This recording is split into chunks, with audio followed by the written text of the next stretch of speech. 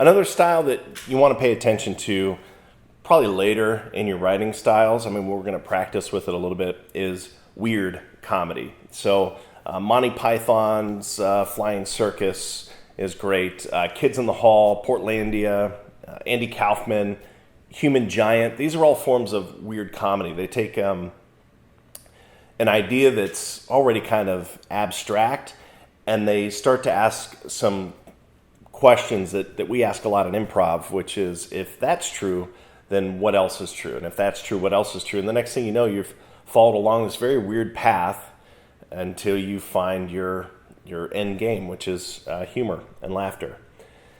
And the idea of weird or unusual comedy is that you're building your comedic tension with the unknown. The audience really doesn't know which direction you're taking them. So instead of leading them down a particular path and then switching or misdirecting them to create the laughter, you're actually building tension over and over and over because they have no idea which way you're going. So they're going to be asking questions like, what's happening right now? In weird, people don't know what's happening right now. We haven't made the world big enough. So if you think of looking at a picture, if you're zoomed in really, really, really close on a picture of a living room, but you're zoomed in very close on a piece of fabric on a pillow on a couch, you don't have enough context to understand where you are. So you might zoom out. In fact, there's a great children's book called Zoom, which gives you an idea of what I mean by this. So if you're zoomed in on a picture and all you see is the color of something that's zoomed in very close, you just know maybe you see red. And it zooms out and you can see, oh, this is a pillow that's red.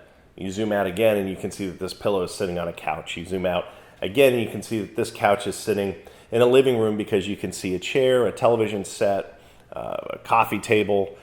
You zoom out again and you can see that this living room is inside of a house. You zoom out again and you can see that this house is on a cul-de-sac. You zoom out again and you see the globe.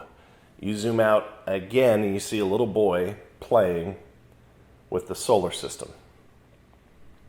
So this world that we just looked at wasn't real at all. It was just a toy that a boy is playing with. And you zoom out again and you can see that this is just part of a book that somebody is reading on an airplane. So the further out you zoom, the more you expand your world. So the more you expand your world, the more information you're providing. And each time you provide that piece of information, you're releasing more tension and hopefully doing it in such a way that creates some humor. Another example is you have two men fighting on a ceiling. With each striking blow, you're waiting for one of them to fall to the floor. And upon zooming out, we see that the two men are actually in the space station in a zero gravity environment. So in weird comedy, you're kind of either weird or you're not, but you don't know until you try it. So the only thing I can recommend if you want to be weird is be confident with who you are and get familiar with your weird and try it on stage. So your task for testing this out is to be absurd, be nonsensical, write a story, make weird noises, go make a costume out of some weird stuff.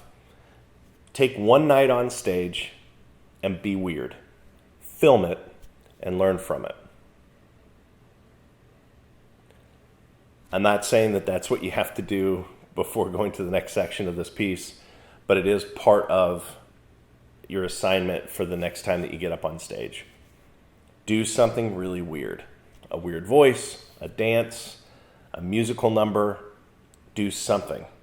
But take a look at some of the references that I've made before. Andy Kaufman is a great example of somebody that made it as a weird person, and nobody ever figured out before he died.